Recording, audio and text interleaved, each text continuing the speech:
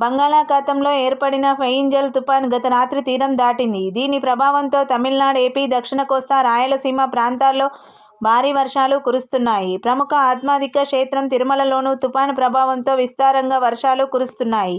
దాంతో తిరుమల 2 ఘాట్ రోడ్లో కొండచరియలు విరగపడ్డాయి. రాకపోకలకు అంతరాయం కలగకుండా టీటీడీ జేసీబీలతో బండరాళ్లను తొలగిస్తుంది.